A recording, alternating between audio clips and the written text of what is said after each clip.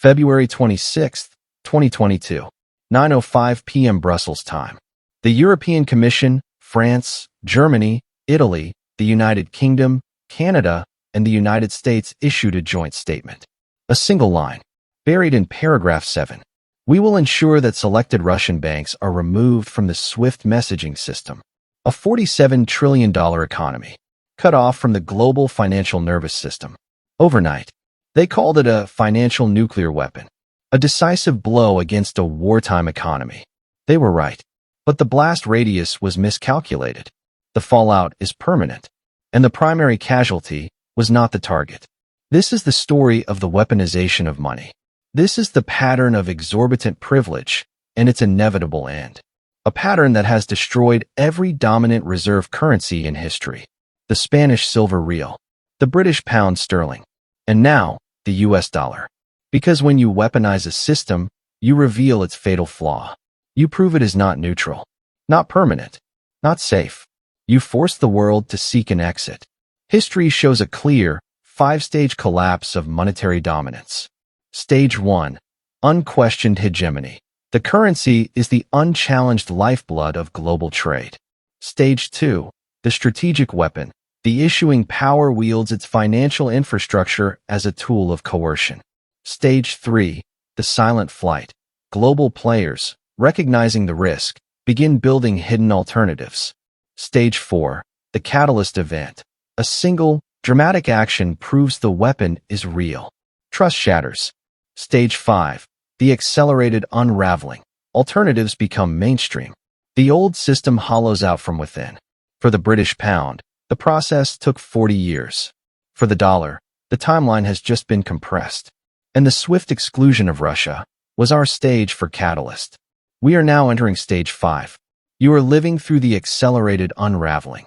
You were taught that dollar dominance was a natural fact. Like gravity, it was not. It was a meticulously constructed project. The blueprint was drawn in July 1944, in the closing days of World War II, at the Mount Washington Hotel in Bretton Woods, New Hampshire. 44 allied nations. One goal: to rebuild a shattered world, and to ensure no financial chaos would ever cause another war. Their solution? Anchor the world to the one economy untouched by bombs, the United States. Every major currency would peg to the US dollar. The dollar itself would be pegged to gold at $35 an ounce. It was a system of absolute discipline, and absolute American control. By 1950, the US held over 60% of the world's monetary gold. The dollar wasn't just a currency. It was the bedrock. But discipline has a cost. By the late 1960s, America was printing dollars to fund a war in Vietnam and a vast social program at home. Too many dollars. Not enough gold. Foreign governments knew it. They began demanding gold for their dollar reserves. The system was breaking. August 15, 1971. President Richard Nixon delivered a Sunday evening address to the nation. He announced the temporary suspension of the dollar's convertibility into gold. The Bretton Woods system was dead. The dollar was now just a piece of paper backed by nothing but faith. This was the first critical turning point. The moment the weapon became possible.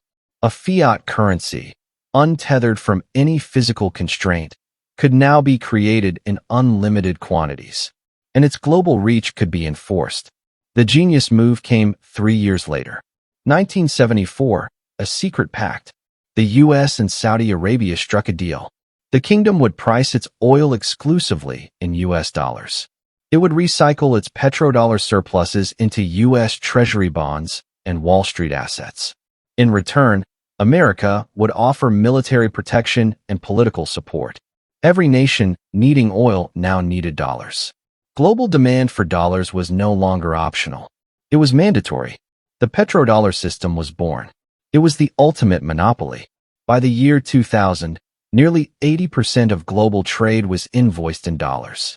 60% of all foreign exchange reserves were dollars. SWIFT messages, the financial system's telegrams, were 90% dollar-denominated. It seemed invincible, permanent. The fatal decision was not made in 1971 or in 1974. It was made decades later. It was the decision to take this monopolistic system, this essential utility for global commerce and transform it from a neutral platform into a targeted weapon. To use not just the currency, but the infrastructure itself, the banks, the messaging, the clearing systems, as a scalpel for foreign policy. The Office of Foreign Assets Control, OFAC, became the world's financial policeman. Fines on European banks for violating sanctions exploded from millions to billions. Every transaction anywhere in the world became subject to American oversight. American approval. The warning signs were there, but they were ignored. In 2014, after Russia annexed Crimea, the threat of cutting Russia from SWIFT was discussed and shelved. Too dangerous. Too systemic. The world's financial managers whispered, "You wouldn't dare." The precedent was considered unthinkable, because everyone understood, once you prove the weapon works, you also prove the need for a shield. You teach your adversaries and your allies exactly how to build an escape hatch. On February 26, 2022, they dared. They pulled the trigger. And in that moment, Stage 4 began. The catalyst. Stage 1. Unquestioned hegemony. This is the golden age. The currency is so pervasive, its dominance is invisible. It is the water in which the global economy swims. Historical example 1. The Spanish silver real, circa 1550 to 1620. Following the conquest of the Americas, Spanish mines flooded Europe with silver. The Peace of Eight became the first true global currency. By 1600, it was the accepted medium for trade from Manila to Madrid to Mexico. It wasn't just used, it was the standard. This stage lasted roughly 70 years, built on the absolute monopoly of New World silver. The source of its power was perceived as eternal. Historical example 2. The British pound sterling, 1815 to 1914. After the Napoleonic Wars, Britain was the undisputed workshop and banker of the world. The gold standard was, in practice, the pound sterling standard. By 1870, nearly 60% of world trade was financed in sterling. The City of London was the planet's central clearinghouse. The Pax Britannica and the Royal Navy enforced this monetary peace. The pound was not just strong, it was synonymous with stability itself. Historical example 3. The US dollar, 1944 to 1991. The Bretton Woods framework created the formal dollar system. The post-World War II Marshall Plan rebuilt Europe with dollars. By 1970, even after the gold window closed, dollar dominance was entrenched. The Petrodollar deal, 1974, cemented it for the energy age. At its peak in 2001, the dollar comprised over 72% of global central bank reserves. SWIFT was its nervous system. There was no alternative.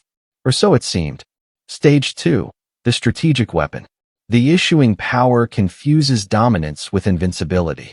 It begins to leverage its financial infrastructure for political goals. The neutral utility becomes a coercive tool. Historical example 1. Imperial Spain's trade embargoes, 1560s to 1640s. To crush the Protestant Dutch revolt, Philip II repeatedly embargoed trade with the Netherlands. He seized ships, blocked ports, and outlawed commerce with his enemies. The goal? To strangle the rebellion financially. The result? It taught the Dutch and other European traders to find new routes, new partners, new currencies. It sparked financial innovation outside Spanish control. Historical example 2. British financial warfare, 1914 to 1945. In both world wars, Britain used its control of global shipping insurance, maritime trade routes, and correspondent banking to impose devastating blockades and economic sieges on enemies. The 1940 Trading with the Enemy Act gave London absolute power to freeze assets and choke trade. It worked militarily, but it showed every nation, including its ally the United States, the terrifying power of financial centrality when weaponized. Historical example 3. The U.S. sanctions regime, post-2001. After September 11th, the War on Terror birthed a new era of pervasive financial sanctions. The U.S. Treasury's OFAC list grew exponentially. Fines on non-U.S. banks, BNP Paribas, $8.9 billion in 2014, proved jurisdiction was global. The message: use our dollar, follow our rules. Rules that could change overnight for geopolitical reasons. The system was no longer just a market. It was a law enforcement tool. The weaponization was now explicit, routine, and extraterritorial. Stage 3. The silent flight. A quiet rebellion begins. Trust has been compromised. Major global players, fearing they could be next, start building parallel systems. In backrooms. In bilateral deals. Off the books. Historical example 1. The rise of Amsterdam and the Bank of Amsterdam, early 1600s. Chafing under Spanish financial warfare, Dutch merchants created their own innovations. The first modern stock exchange, 1602, and the Whistle Bank, 1609. A public bank that offered secure deposit and transfer. It was a shadow system, growing in the dark. It didn't attack the Spanish real head-on. It simply offered a safer, more reliable alternative for those fleeing Spanish coercion. Historical example 2. The dollar pool and bilateral clearing, 1930s to 1950s. After experiencing Britain's financial blockades, nations began to fear sterling's vulnerability. Post-World War II, despite dollar dominance, the Soviet Union and the Eastern Bloc created the transferable ruble for intrabloc trade.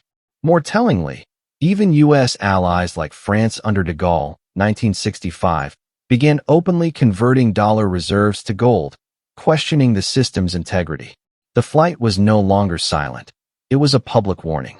Historical example 3. The proliferation of alternatives, 2014 to 2021.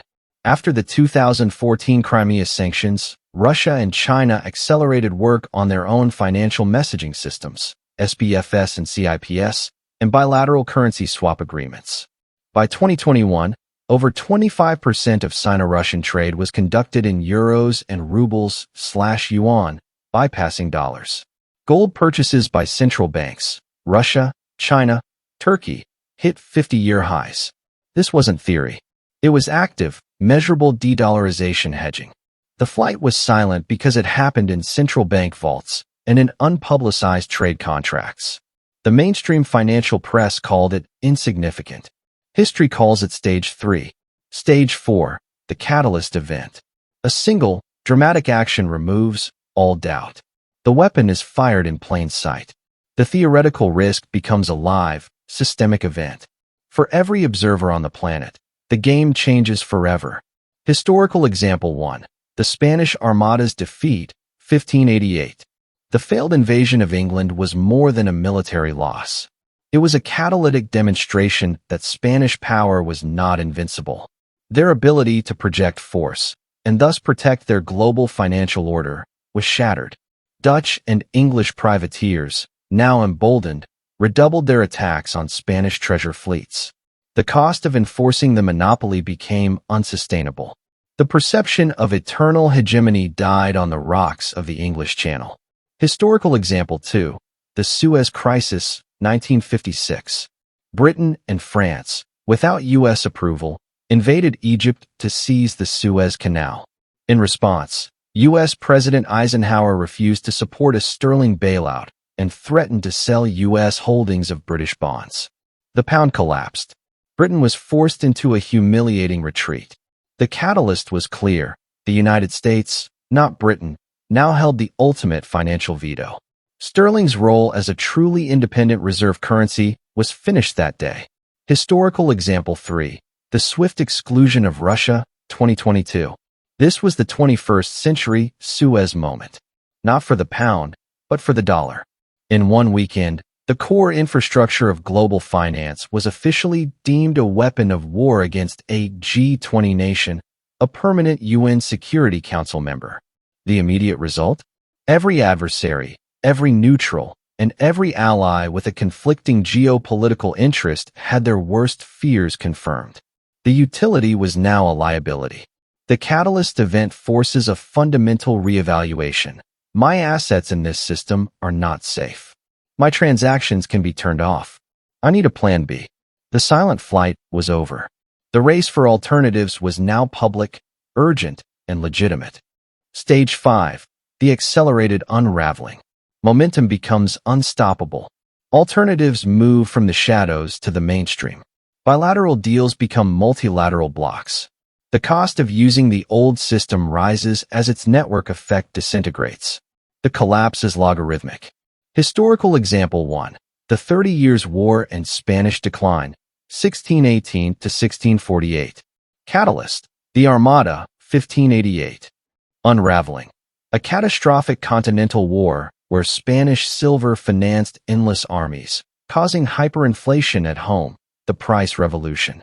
Dutch banks and merchants now openly outfinance Spain.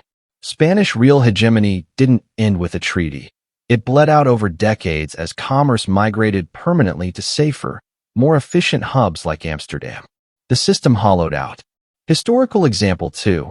The Sterling Crisis and the Ball Agreements, 1967 to 1972. Catalyst. Suez, 1956. Unraveling. A series of devastating sterling devaluations, 1967. By 1968, the London gold pool collapsed. The final blow, the 1971 Smithsonian Agreement and the 1972 Snake in the Tunnel, in Europe, which formally ended sterling's fixed parity and marked the birth of a European monetary bloc independent of sterling. The unraveling took less than 20 years post-Catalyst. Historical example 3. We are here. The dollar's unraveling, 2022 present. Catalyst. The swift weaponization, 2022. The accelerated unraveling is no longer a prediction. It is current events. And it follows the historical playbook with terrifying precision. And we are here now. Stage 5. The accelerated unraveling. The swift exclusion was not an endgame. It was a starting pistol. And the world is not walking. It is sprinting for the exits. The data is no longer hidden in central bank vaults or whispered in bilateral deals. It is in the open. It is measurable. And it is accelerating. Current evidence. The numbers don't lie. Reserve currency freefall. The US dollar's share of global central bank reserves has plummeted from over 72% in 2001 to 58% as of Q4 2023. That is a 14 percentage point collapse in 2 decades, with the steepest drop occurring post-2022. This is not a rebalancing.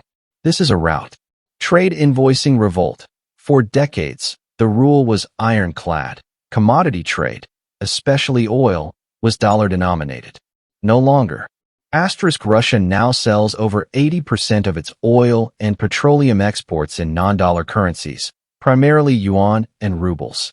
Saudi Arabia, the petrodollar cornerstone, has entered the BRICS bloc and officially stated it is open to trading in other currencies. China has conducted its first LNG trade in yuan with France's Total Energies. The petrodollar's energy monopoly is breached. Gold, the silent run. Central banks are conducting the largest gold buying spree in 55 years. 2022 and 2023 saw over 1,000 tons purchased annually. Who are the leaders? The countries most directly threatened by dollar weaponization: China, Russia, Turkey, India, Poland. This is an investment. This is monetary insurance. They are trading paper dollar claims for inert, sovereign, unsanctionable metal. Alternative systems scaling. The shadow infrastructure is now operational mainstream. China's CIPS, cross-border interbank payment system, has over 140 direct participants worldwide, processing the equivalent of trillions of dollars annually. BRICS expansion. The bloc has grown from 5 to 10 nations, representing over 45% of the world's population and a larger share of global GDP than the G7.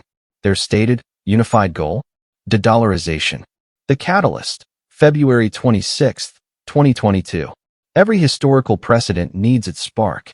Its Suez moment. For the dollar, the moment was 9:05 p.m. in Brussels. Before that date, excluding a nation from SWIFT was the nuclear option, discussed in theory, dismissed in practice. On that date, it became standard operating procedure. The Rubicon was crossed.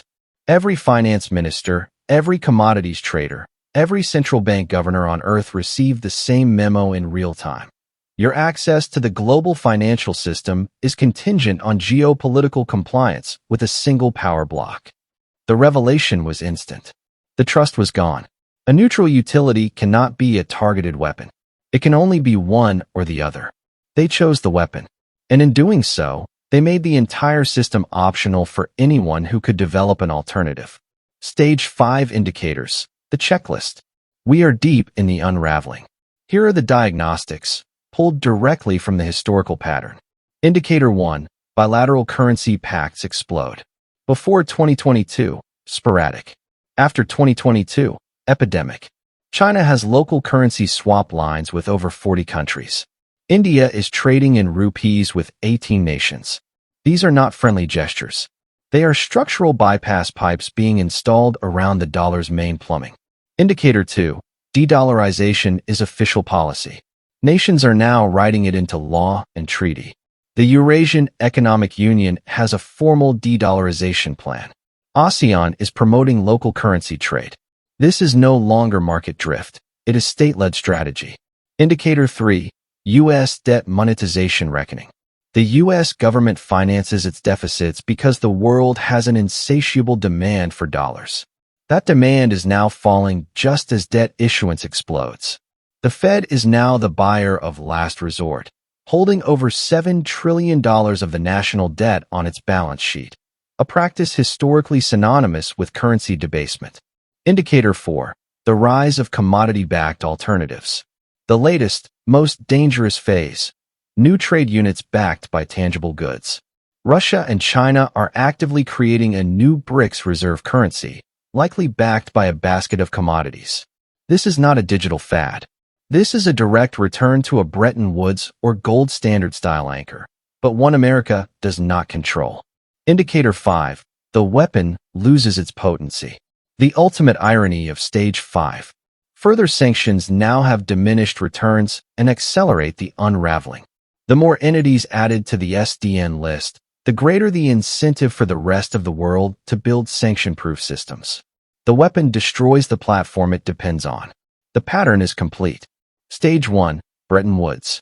Stage 2, OFAC sanctions. Stage 3, gold accumulation and SBFS/CIPS. Stage 4, SWIFT exclusion. We are now in Stage 5. The unraveling is not a future event. It is the defining financial reality of the 2020s. Every trade deal in yuan, every gold bar purchased by a central bank, every bilateral pact is another thread pulled from the fabric of dollar hegemony. And the fabric is now visibly fraying. What this means, the new map of power. The end of a monetary order does not mean the end of the world. It means a violent, disorienting reordering of it. There will be winners. There will be colossal losers. History provides the blueprint. For the winners, commodity sovereigns, nations with critical natural resources, energy, metals, food, who can now demand payment in their own terms or in neutral, hard assets. Russia, Saudi Arabia, Brazil, Australia. Their leverage is no longer just the commodity, but the ability to transact outside a politicized dollar system. Financial architects of the new system, the entities that build and control the alternative rails. China's CIPS, its major state banks. The financial hubs that facilitate non-dollar trade. Dubai, Singapore, perhaps Mumbai. They become the new intermediaries, charging the tolls for the new roads. Gold and hard asset holders. This is the oldest playbook. As faith in financial paper erodes, value floods into the tangible. Central banks are already leading the charge.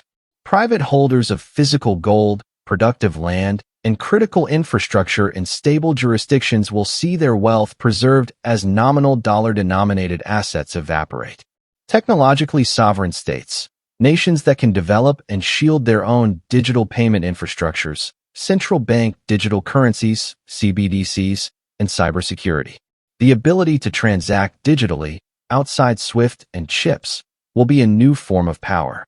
Historical precedent, the Dutch Republic after Spanish decline. A smaller nation with superior financial technology, the Bank of Amsterdam, stock exchange, and control of key trade flows, the Baltic grain trade, became the new financial epicenter, absorbing the capital fleeing the decaying hegemon. For the losers, the unprepared middle class, those whose net worth is primarily in dollar-denominated paper, cash savings, bonds, pensions tied to a system in decline. Inflation imported from a falling currency will erode purchasing power. Their wealth is the fuel for the transition. Nations with exorbitant debt in dollars, countries and corporations that borrowed heavily in US dollars, believing its cost and availability were permanent. As dollar liquidity global contracts and becomes more expensive, their debt servicing costs will explode.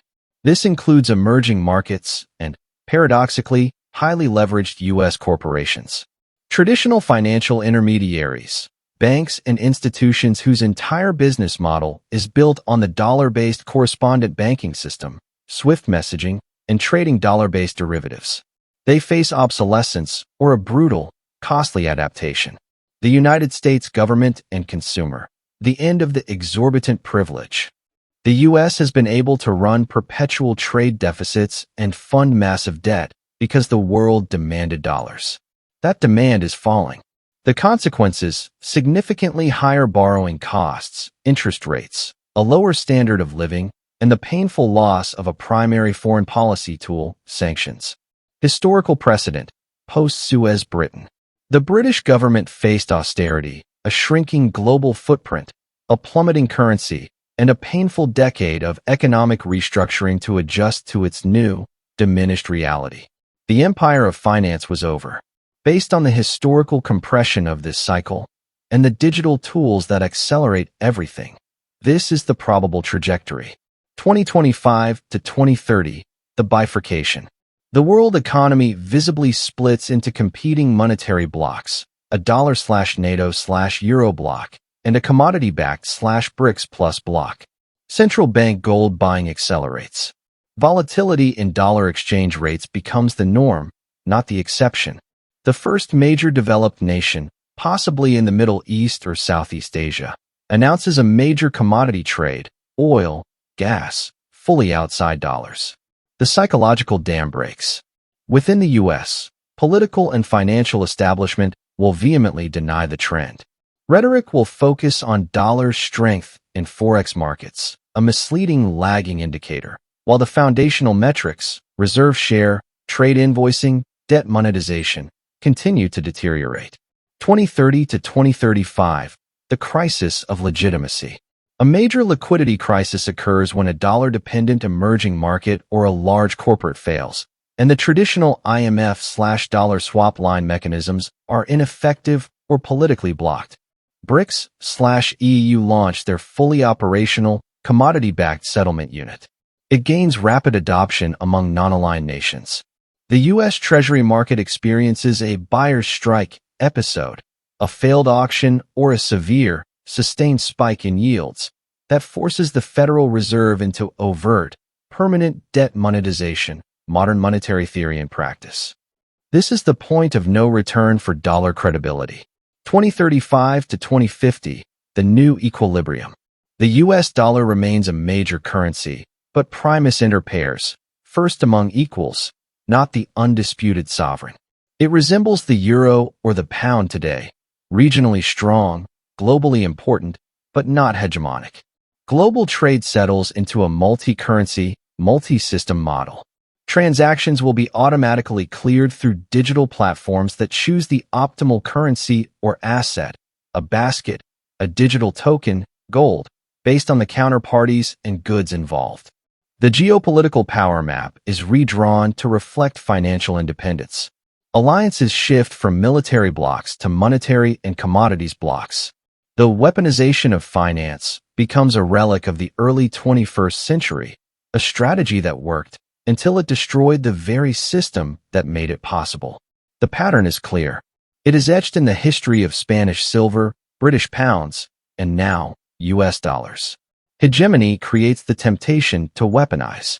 Weaponization destroys trust, and the destruction of trust forces the creation of alternatives.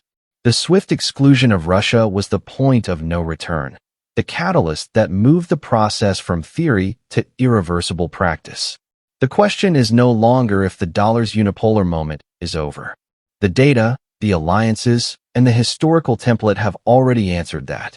The only remaining question is how fast the final stages of the unraveling proceed. The timeline is no longer measured in generations. It is measured in election cycles, in OPEC meetings, in central bank quarterly reports. You are not watching a history documentary. You are watching the first act of one being written. And the script is following a 500-year-old pattern that has never, ever been broken. Disclaimer. This video is for educational and informational purposes only. It presents historical analysis, opinions, and interpretations based on publicly available sources.